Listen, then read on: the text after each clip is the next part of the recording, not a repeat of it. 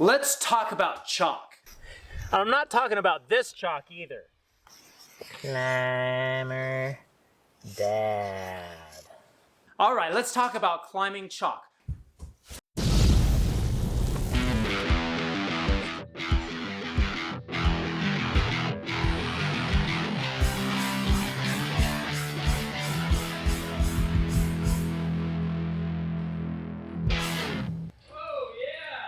What is climbing chalk?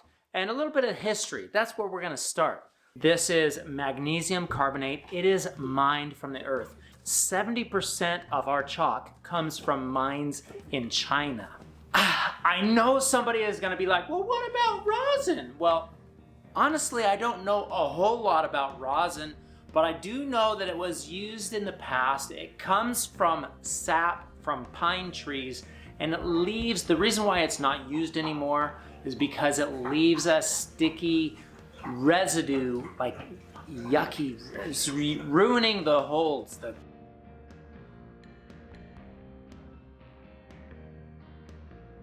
Climbing chalk was introduced to climbing, to my knowledge, in the 1950s by the father of modern bouldering, John Gill, where he came over and he started using climbing chalk or chalk to get better grips, and he was just killing it.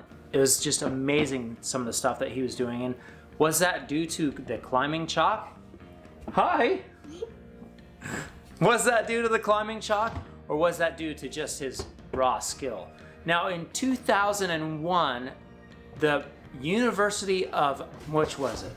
I'm pretty sure it was the University of Birmingham, did a study on climbing chalk, and it showed no effective gain in your grip using climbing chalk versus not climbing chalk. Most climbers would disagree with that statement by their own personal experience in using climbing chalk today. I use climbing chalk, I love it.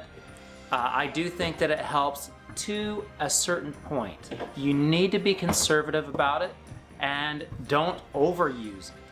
Climbers, we put chalk on our hands, climb on the holds, brush the chalk off of the holds, put more chalk on our hand, climb again, putting more chalk on the holds, brush the chalk off, and in a climbing gym, it is full of chalk. There's just chalk in the air. It's a really big thing.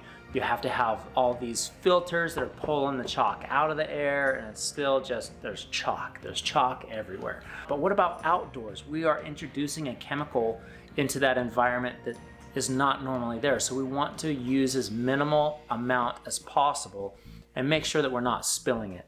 This is called a chalk sock or a chalk ball, and that is called a G.I. Joe. Thank you, yes.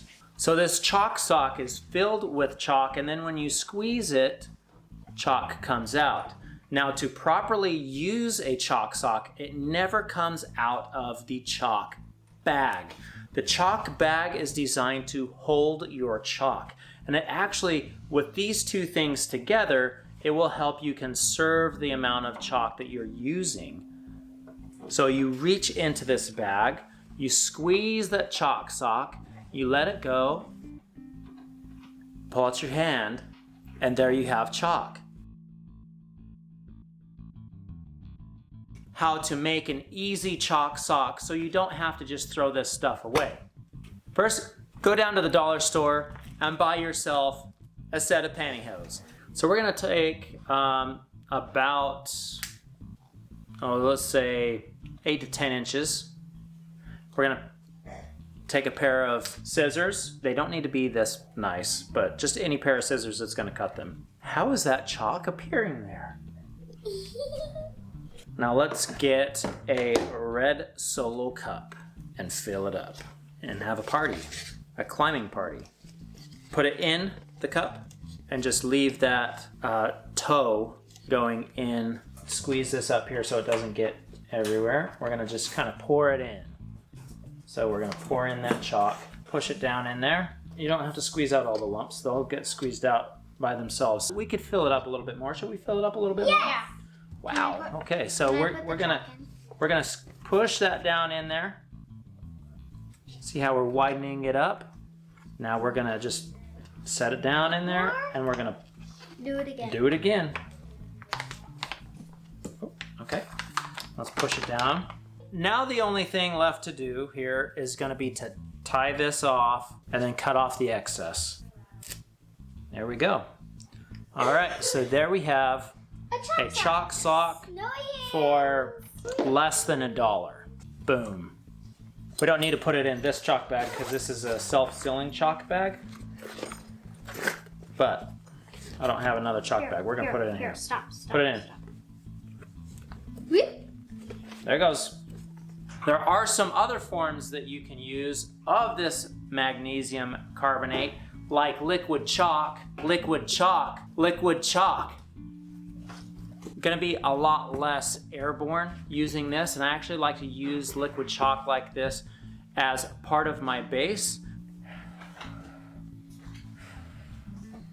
Easy. Will you hold this for me? If you slap your hands together and a bunch of chalk comes off, that means that you've got too much. Yeah, I'm ready to climb. But let's not do that. Let's get rid of that excess chalk by hitting our pants. Okay? Pants, something where we can wipe that off and it's not getting airborne. When you're in your home, when you have a home wall like this, you definitely want to do some things to try to prevent that chalk or pull that chalk back out of the air. So this is a simple filter box. Sorry, let me start that over. Lots of noises. Lots of noises. That's because that's what happens when we record during the day. Normally I record very late at night to avoid those noises. Okay, get back over there. Yes, this is an air filter box that I created. My wife had pretty solid, strong, hard commitments that it looked good. This is Baltic birch. The lid comes off of it if you need to. It reveals the fan here. This is a nice computer fan. It's pretty quiet. Turn it on. The filter sits on the bottom. It's easily removed. This is a MERV 13 air filter. Really easy to put in there and replace. Of course, now I'm not going to be able to get it in there. There we go. It works really well. I have these build plans for sale over on my Etsy shop if you want to check them out. Not those beads though. So if you want those beads, Go to the store. Thanks for watching the Climber Dad channel. I'll see you next time. Rock on. You're supposed to say. I'll see you next time, right here on Climber Dad.